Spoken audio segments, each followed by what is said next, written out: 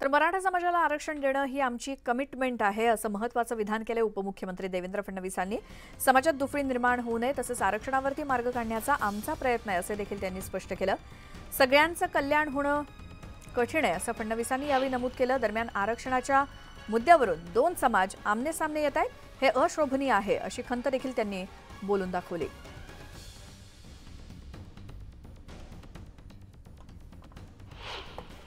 आज वेगवेगळ्या प्रकारच्या मागण्या होत आहेत। मी असं म्हणणार नाही की मागण्या चूक आहे, पण आपल्याला एकच गोष्ट लक्षात घेतली पाहिजे की कुठलीही मागणी आपण जी करतोय ती कायद्याच्या चौकटीत बसली पाहिजे।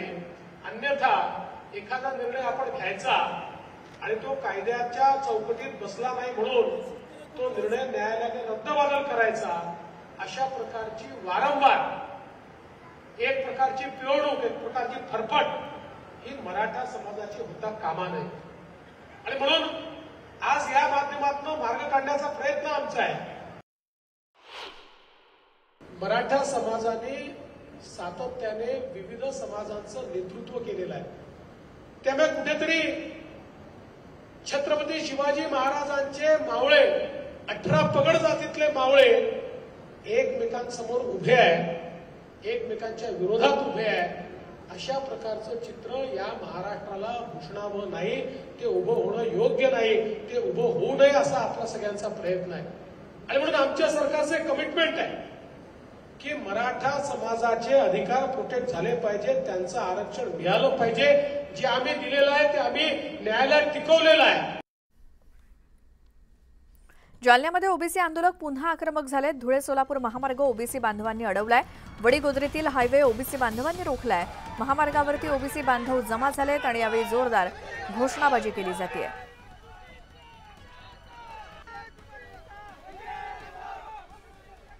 जालन्यामध्ये ओबीसी आंदोलक पुन्हा एकदा आक्रमक झालेले दिसतायत। धुळे सोलापूर महामार्गावरची ही दृश्य आहेत। ओबीसी बांधवांनी हा महामार्ग अडवण्याचा प्रयत्न केला।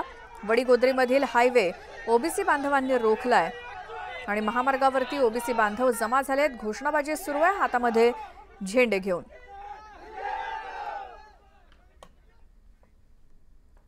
धनगर समाजाचं आमरण उपोषण सुरू आहे। कार्यकर्ते आक्रमक झालेत। छत्रपती संभाजीनगर महामार्गावरती टायर पेटवून दिलेत आणि महामार्ग अडवण्यात आलाय। नेवासा फाटा इथे महामार्ग अडवून ठेवण्यात आलाय। गेल्या 8 दिवसांपासून आमरण उपोषण सुरू आहे धनगर समाजाचं आणि धनगर समाजाचा अनुसूचित जमातीमध्ये समावेश व्हावा अशी त्यांची मागणी आहे। सरकार लक्ष देत नसल्यामुळे आज महामार्ग अडवण्यात आला आणि अचानक महामार्गावरती टायर पेटवून टाकल्यामुळे पोलिसांची धावपळ झाली। नगरच्या नेवासे फाट्यावरती धनगरांचं गेल्या 8 दिवसांपासून उपोषण सुरू आहे